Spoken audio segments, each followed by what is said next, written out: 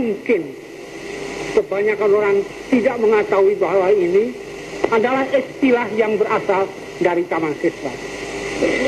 Ketika Taman Siswa berdiri di tahun 1922, maka ada satu ucapan dari presiden kita yang pertama, marhum Sutatmo Sriyokusumo, yang ditulis dalam karangan dalam bahasa Belanda yang berbunyi, demokrasi zonder leidenschap is een ramp voor het volk. Dan ini lalu kita jelaskan di dalam beberapa ceramah yang kita adakan. Demokrasi yang tidak dipimpin oleh kebijaksanaan, itu berarti tiap-tiap orang merasa boleh berbuat semau-maunya. Dan karenanya akibatnya tidak lain daripada kekacauan. Kita mengadakan istilah itu oleh karena di Eropa ada tradisi yang menetapkan bahwa di dalam rapat-rapat, di dalam pemilihan umum, maka separuh dari jumlah suara tambah satu, itulah yang dimenangkan.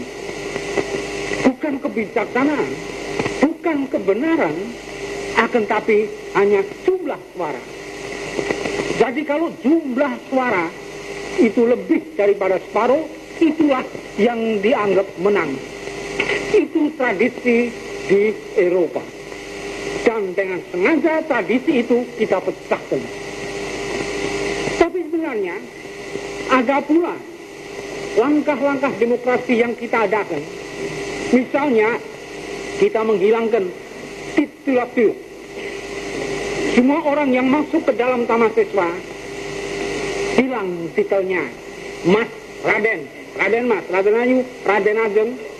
Ia masuk ke dalam Taman Siswa dengan titel Ki kalau laki-laki, Ni kalau perempuan yang sudah bersuami, dan Ni kalau perempuan yang belum bersuami.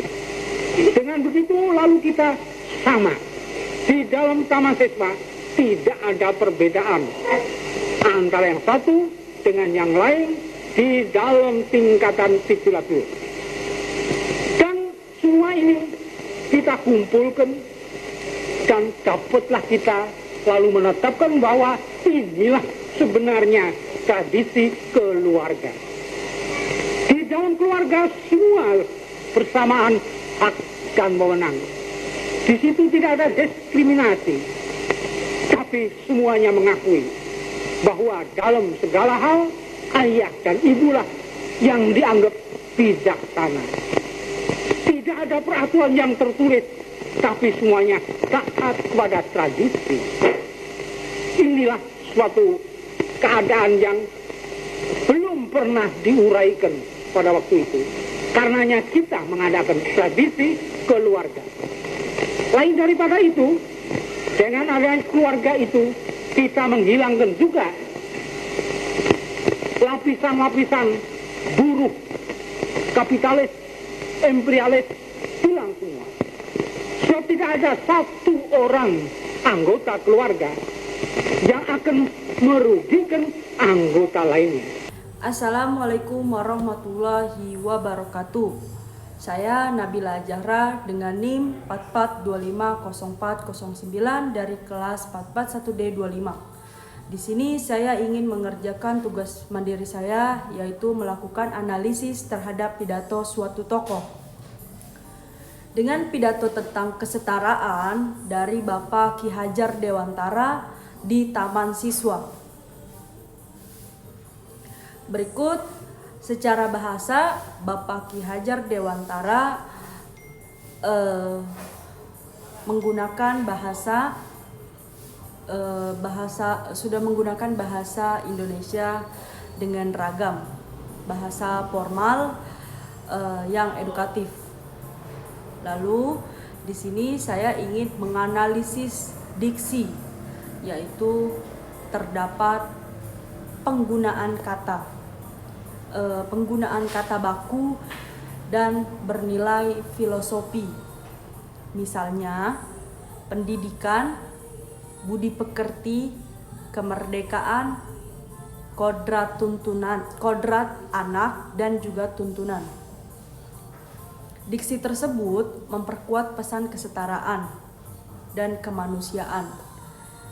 Nah, berikutnya struktur kalimatnya berbentuk kalimat deklaratif atau bisa disebut dengan pernyataan, bersifat argumentatif dan reflektif.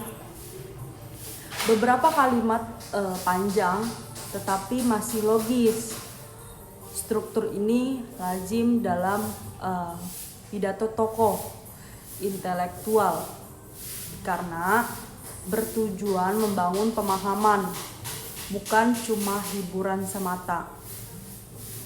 Nah, contoh dari ciri gaya bahasanya itu pendidikan tidak memaksa tetapi menuntun guru tidak berdiri di atas murid, melainkan berjalan bersama murid. Nah, untuk kalimat tersebut menggunakan gaya bahasa retoris. Retoris itu untuk mengunggah kesadaran pendengar. Namun ada juga persuasif halus, mengajak tanpa memaksa. Kadang bersifat aforisme, ungkapan bijak. Pidato tersebut sesuai dengan kaidah bahasa Indonesia baku, ditinjau dari penggunaan kosakata baku. Struktur kalimat yang logis. Nah, pidato ini memiliki kohensi. Apa sih kohensi? Kohensi itu antar kalimat saling terhubung. Namun yang kedua juga ada koherensi, yaitu gagasan tersusun dari umum ke khusus.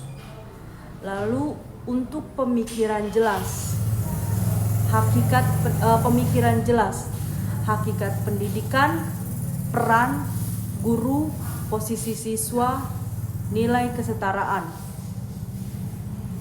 Nah, berikutnya saya akan menganalisis terakhir konteks sosial dan situasional. Bahasa yang digunakan tepat untuk konteks pendidikan, tidak menyinggung kelompok tertentu. Untuk kesimpulan, pada pidato Bapak Ki Hajar Dewantara memuat gagasan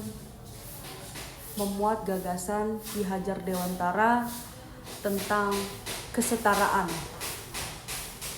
menggunakan bahasa formal. Yang pertama ada menggunakan bahasa formal baku, yang kedua ada sudah mematuhi kaidah bahasa Indonesia, yang ketiga memiliki struktur, diksi, dan juga gaya bahasa yang tepat. Lalu ada efektif dalam menambah nilai kesetaraan, kemerdekaan, dan juga kemanusiaan pada siswa.